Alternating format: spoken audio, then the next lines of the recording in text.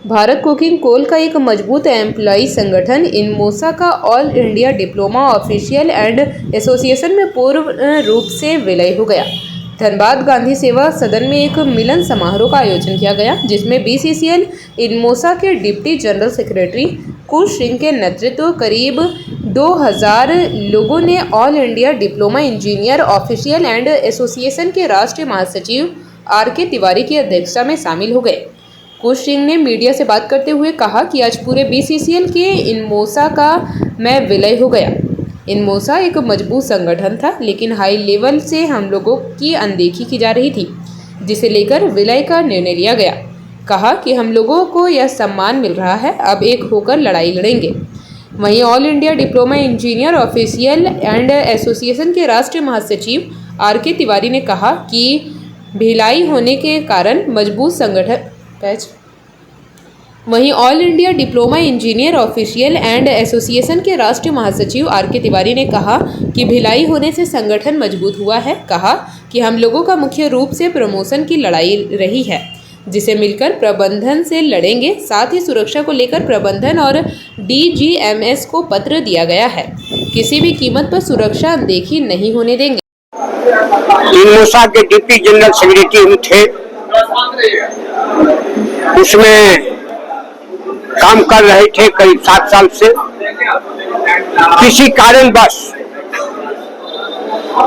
Committee को भंग कर दिया गया और मुझे कोई जानकारी नहीं दिया गया, और कमेटी भंग किए हुए करीब 3 महीना हो चुका है।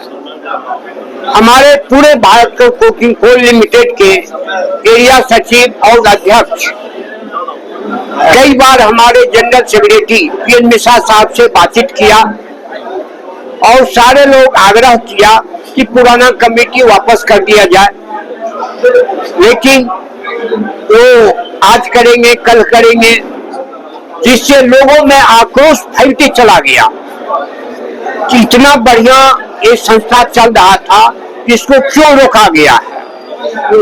इसके बाद वो विदाउट अधिकारी से बात करने लगे, जो इनमोसा का अधिकारी नहीं है उससे वो बात करने लगे, जिससे हम लोगों को, अधिकारी लोगों को थोड़ा मन में दुख हुआ कि अधिकारी से नहीं बात करके नन अधिकारी से बात कर रहे हैं, और डिजॉल्व किए किस कारण से किए ये क्लियर नहीं कर पा रहे, जिससे हमारे इनमोसा में लोगों को आक्रोश आ गया।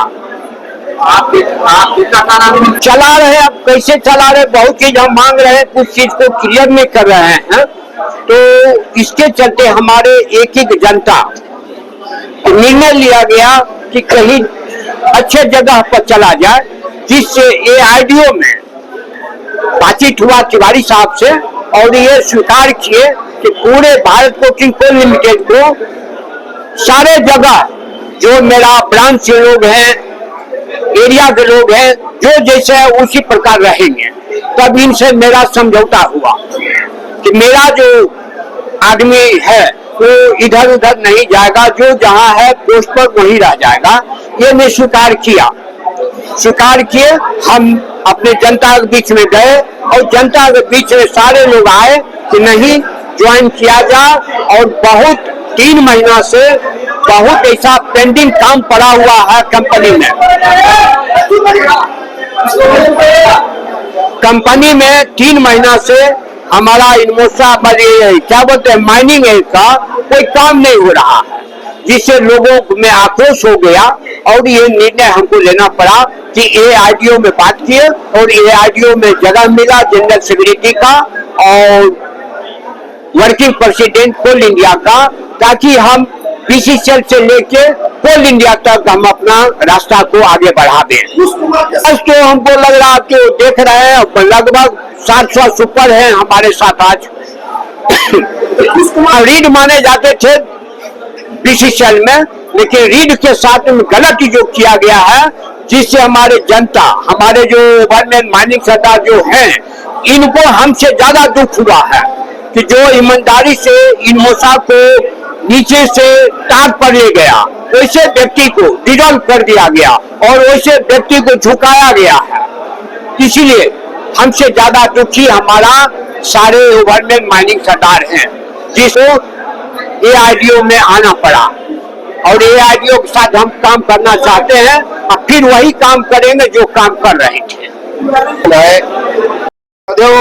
प्रबंधन और DGMS लगातार पत्र के माध्यम से, DGMS का घेराव के माध्यम से हम लोगों ने director general of mine safety को कई बार अपने पत्र दे करके हम लोगों ने उन्हें कह दिया है कि जब तक कोल कंपनी में सुपरवाइजरी स्टाफ का भरपूर व्यवस्था नहीं होगा, उनका वर्कलोड असेसमेंट नहीं होगा, तब तक हम सुरक्षा का जो पैमाना है उसे हम अपग्रेड नहीं कर पाएंगे। सुरक्षा में हमारा संगठन किसी भी कीमत में किसी भी दर पर समझौता नहीं करने वाला है और हम लोग अगर जरूरत पड़ेगा तो हम लोग आज एक ताकत के रूप में इस साथियों का आने से AIDO एक शक्ति के रूप में सिस्टम में बढ़ रहा है। हम लोग जरूरत पड़ेगा तो मैनेजमेंट हो या DGMS हो, उसके साथ सुरक्षा के इशू में आर पार की लड़ाई करेंगे।